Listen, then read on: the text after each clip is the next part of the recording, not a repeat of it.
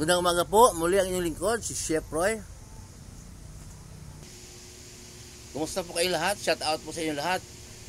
May babasahin po ang inyong lingkod. Pakinggan po ninyo sa Pangalawang Korinto po 4, 3 hanggang 4 po. Pangalawang Korinto 4, 3 hanggang 4 po. Ito ay sulat ni Apostol Pablo. Pakinggan po niyo, babasahin niyo yung lingkod.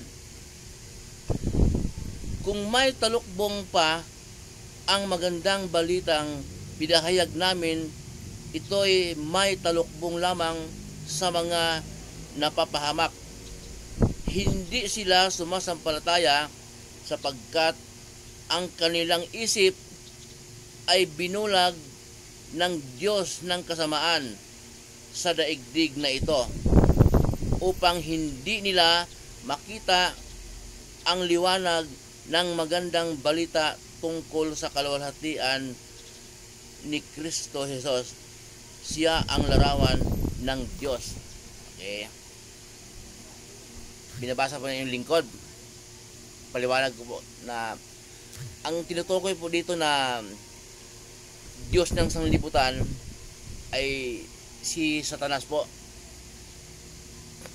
Nauna na pong binanggit yung lingkod na ang Diyos at ang daigdig na ito ay magkalaban po. Bakit po nangyari yun? Samantalang ang Diyos naman ang lumikha ng daigdig. Naging magkalaban po dahil sa ating nakatira, hindi tayo sumunod sa kalooban ng Diyos at mas gusto pa natin yung kalayawan. Mas gusto pa natin yung mga hilig natin, yung hilig ng ating laman, yung ating pag-iisip po, mga bisyo. Kaya po, si Satanas ang naging Diyos po sa atin dahil tayo po ay hindi sumasampalataya sa Diyos. Ang Diyos po ay pag-ibig, lagi pong sinasabi ng lingkod, ang Diyos ay pag-ibig. Patuloy pong nagpapadala ang Diyos ng tao sa mga lugar para maghayag ng kaniyang salita. Okay? Naglagay ang Diyos ng tao sa lugar, sa mga lugar upang bigyan ng karunungan para maghayag ng salita niya. Pero hindi po natin tinanggap dahil po tayo po ay mas ginusto pa natin na tumanggap sa mga kamunduhan, mga pagnanasa po, yung mga bisyo o mga kalayawan. Masarap po kasing magkasala parang pagkasumunod ka sa utos ni Jesus, parang nabuburing pa tayo. Kaya po ang Diyos ng sanlibutan, ang tinutukoy po dito si Satanas. Kaya po ang Diyos ay pag-ibig. Lagi pong nabanggit ng lingkod na may nagtanong po kasi, kung ang Diyos ay pag-ibig, bakit parusahan pa ng Diyos? Bakit dali pa sa impyerno ang mga tao?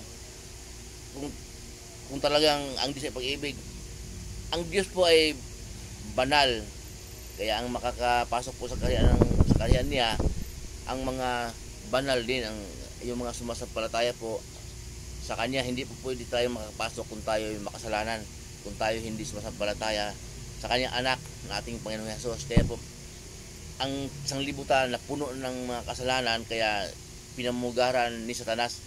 Satanas po ang Diyos ng sanglibutan. Kahit kanino po niyo itanong mga ngaral kung ano po kung sino yung tinutukoy sa Pangalawang Korinto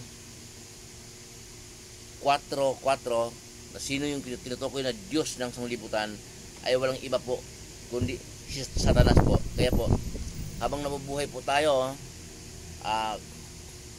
tayo po'y sumunod sa turo ng ating Panginoong Hesus at sundin po ang pagsunod po sa turo ng ating Panginoong Hesus. Yun po ay pagsunod sa kalooban ng Diyos Ama, dahil yun po ang nais ng Diyos Ama, ang sumunod po tayo sa turo ng ating Panginoong Hesus upang tayo po ay magkaroon ng relasyon sa Diyos. Pag nagkaroon po tayo ng relasyon sa Diyos, tayo po ay makakapasok sa kaharian niya.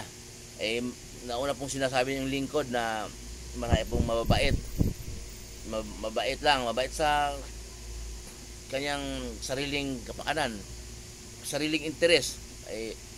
mabait siya, yung nais lang niyang ma-promote sa war, nais lang po niyang yung bumilib sa kanya ang mga magulang ng jowa niya, o nais lang niyang magiging maraming kaibigan, pero hindi po siya sumasampalataya sa Diyos. Nandoon pa rin siya po sa Diyos ng sanlibutan, kay Satanas. Muli po yung lingkod, si Chef Roy, mabuhay po kayo at ingatan po kayo ng Diyos kahit saan po kayo paroon, at pagpapalain po kayo palagi hanggang sa buong pamilya niyo.